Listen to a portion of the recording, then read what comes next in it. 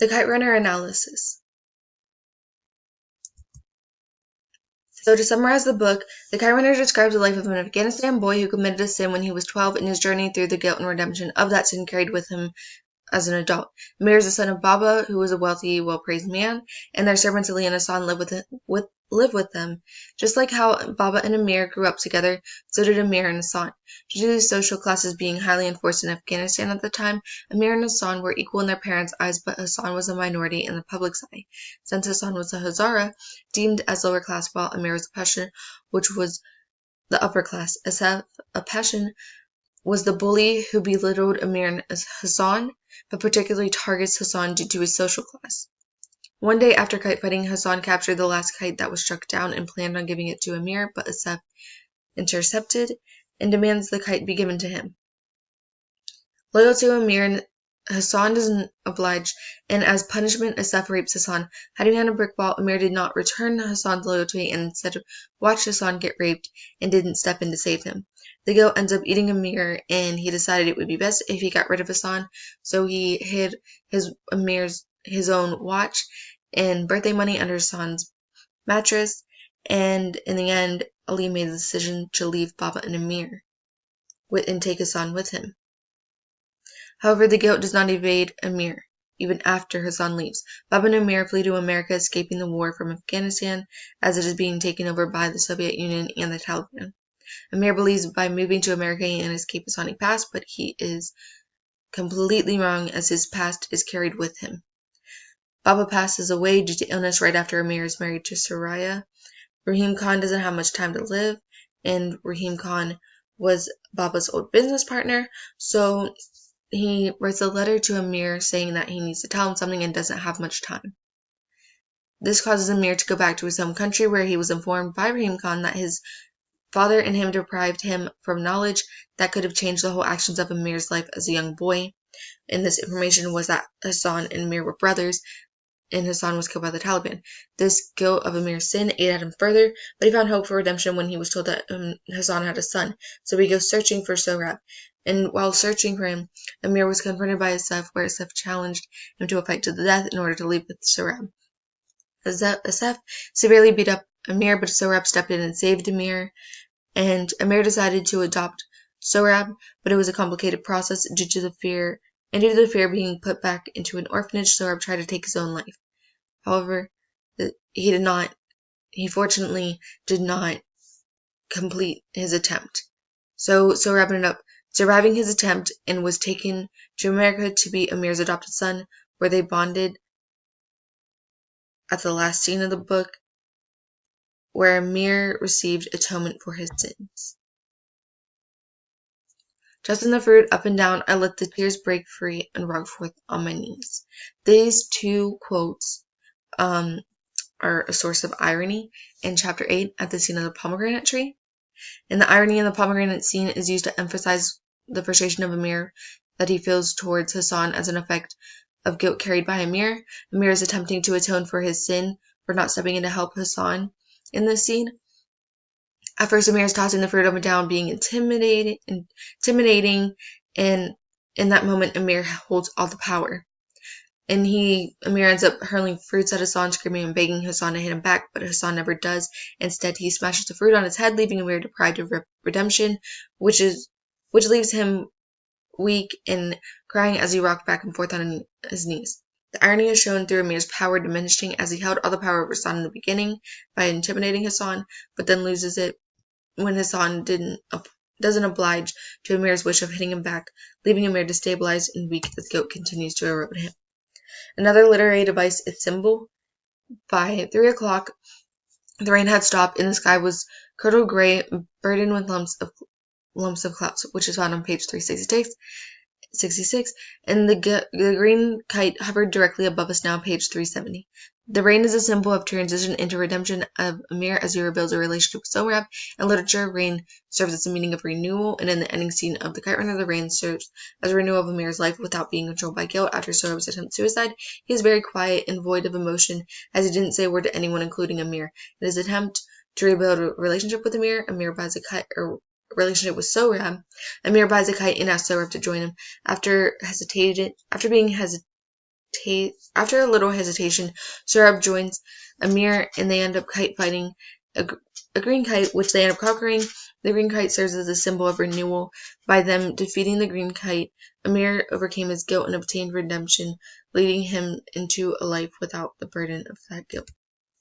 So another literary devices detail in chapter 8, Hassan's silence is emphasized with a quote, "But Hassan did nothing as I pelted him again and again." And then, similar to that, Sohrab's silence takes a vow of silence after his attempt at suicide. While Sohrab was silenced, the world was not. And that quote is found on page 362.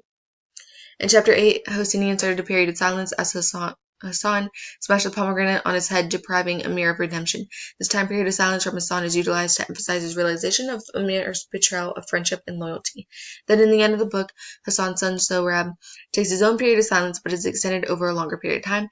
Through this detail of silence, Hosseini emphasized Sohrab's realization of betrayal from Amir, as Amir promised Sohrab that he would never put him in an orphanage.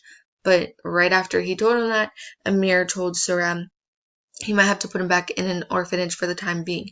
The difference between the details of silence is that betrayal emphasized with Hassan's silence is not atoned for by Amir, but the betrayal emphasized with Sohrab's silence is atoned for by Amir, and he obtained redemption. Another literary device is a metaphor. I might as well have taken a knife and carved those lines myself, which is found in chapter 8. In chapter 8, Amir invited Hassan to go to the pomegranate tree. Once at the tree, Amir questioned Hassan and intently watched his reaction and described it as Hassan being older due to the lines etched into his face. The subject of the lines on Hassan's face is compared to Amir carving those lines himself with a knife. This is fitting because Amir is going back and forth on whether those lines make Hassan older when saying no, not older, old. When in reality, Amir knows Hassan looks less innocent due to Asaf raping him. This is significant because he remorsefully blames himself by comparing those lines being carved by himself, since they share the same characteristic of leaving Hassan looking older, as Amir regrets not interfering with the rape, and the guilt is eating at him, seeping out into his thoughts and attitudes towards Hassan. So for text to self connection relating to Amir and the fact that Baba kept a vital secret from him, I can understand this because there were plenty of times when my family kept secrets from me, so I can really understand his frustration. When you finally find out the information that has been deprived from you your whole life, there's a whole lot of emotions that are felt. But the primarily one is frustration due to feeling betrayed. However, it is important to note that sometimes ignorance is bliss, as Baba wasn't hiding this information to hurt Amir, but to preserve his reputation. And when Amir was of a mature age to handle the information, he was told the secret of Hassan and him being brothers. Deprivation due to secrets is not always intended to harm people, but rather to protect them from the information that can shatter and break them. It is not until they are at a mature age where they are able to pick up the shattered pieces and put them back together that the secret is revealed. The Kite Runner has a theme of reputation, it is related to that of Othello, as they include characters who are centered around their own reputation that it destroys themselves. In the Kite Runner, this character is Baba, and Amir, as Baba kept the secret of Amir and Hassan's brotherhood from them to the grave in order to preserve his reputation from the public humiliation. And Amir denies Hassan's friendship in order to keep a social status reputation and keeps the secret of stashing money in Hassan's bed in order to keep his progress of making Baba proud. Text-to-world connection. The Kite Runner gives insight to the struggles of immigrants that moved to America fleeing their home country due to war. As Baba and Amir fled Afghanistan and found refuge in America, Baba made a sacrifice to leave his well-respected high status in Afghanistan and go to a completely foreign country with nothing to his name. Baba showed the mental effects of immigration through his growing frustration and violence that he never used to show in Afghanistan. With the rising topic of immigration in America, although this book was written over a decade ago, the complications immigrants have to endure are still the same, and this book gives insight to the side most people don't always take into account, the immigrants enduring those complications, and in the end, this allows for people to expand their perspective of immigration and the struggles immigrants are faced with.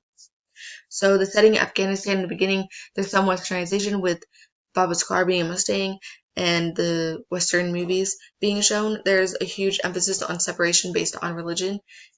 And in the beginning, Afghanistan is starting to get involved in warfare as the Soviet Union invaded Afghanistan, creating distress and destabilizing a once peaceful country.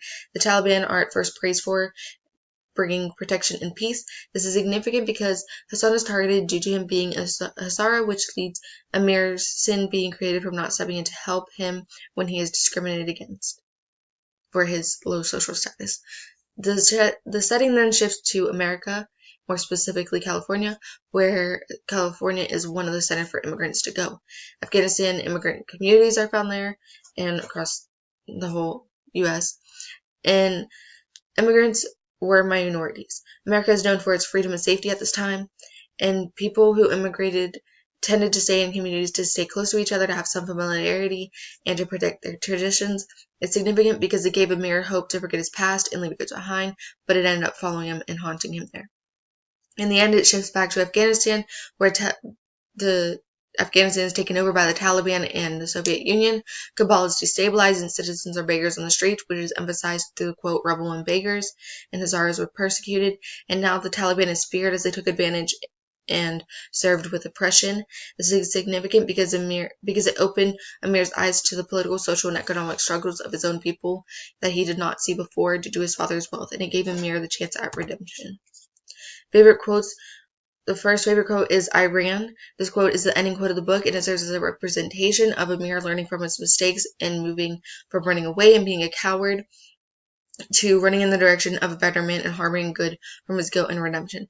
The second quote is, so dazzling white it burned my eyes. This quote has so much emphasized in it, including irony, as something so pure and white should be associated with a relaxing, peaceful moment, but instead it's associated with a violent, harmful moment. As Amir is reminiscing in his past, he is obtaining redemption in the present. And the third one is, I did something I had done 26 years earlier. This quote takes the same action but in two different scenarios with two different intentions. The previous one was done out of selfish intention and caused destruction and devastation, while this time it is done with good intentions and using guilt to harbor good and be charitable. Some unique discoveries are, I focused on the meaning of the names. Amir means prince or commander, and it fits Amir as he is a passion which holds a high status, and to his father's wealth it puts him even further. And then Amir referred to his mother as his father's princess, and I thought it was peculiar how he referred to her as a princess and his name means prince. In addition, it is significant that Amir means commander because he sees himself as greater than Hassan, and Amir also literally is the commander throughout his journey through guilt to redemption. In addition, Hassan means doer of good or the gift of God, and this perfectly fits Hassan as he is consistently loyal and only has good intentions. Amir constantly refers to him as a lamb who is being sacrificed, and in Christianity, the gift of God is a son who is sacrificed to people for people's sins. And in the book, Hassan was sacrificed for Amir's sin of not stepping in and helping Hassan when he was being raped and putting money under Hassan's mattress. So my final analysis is that altogether I would rate this book an 8 out of 10, as it does not always follow the cliche actions of other books. This book uniquely goes against those cliches, and it just really doesn't show that it really shows that not everything has a happy ending, which I really liked. Personally, I liked this book because of that, and it kept it interesting by showing the reality of life and how everything is not always sunshine and rainbows. It showed the true colors of reality and how reality, like the characters reacted to reality, and showed the complications in their journey of guilt to redemption and transformation and growth of the character development. Although I felt there was a lot of foreshadowing that was done, like Sohrab's suicide, I overall felt the majority of the book was unpredictable, which kept readers engaged. So the lit crit I used was, the first one was Christine's lit crit, and two ideas I took that you could use is, in the lit crit, it explains that this detail of Amir and Hassan when kite flying emphasizes the social distinction between them, as Amir is a kite flyer who is over Hassan, and this could be used to explain Hassan's loyalty to Amir and Amir's social power over Hassan. And then another idea is that Amir's inability to accept Hassan is due to the social class, and he's having a self-to-self or internal conflict due to against society's morals. It could be used to show how damaging some cultures can be in regard to this social morals. And then good as driving force, it could be used in Q3 as an effect to show redemption and how guilt leads to charitable acts, and just overall how guilt can be harbored to influence good actions, and that guilt influences people's actions, but they have a choice to make it good or bad. And the last one is that it could be used to compare like kite flying to be a battle that of Hassan's own personal war, and that it could be used to describe manipulation of guilt as it takes a mental toll on people and clouds their judgment.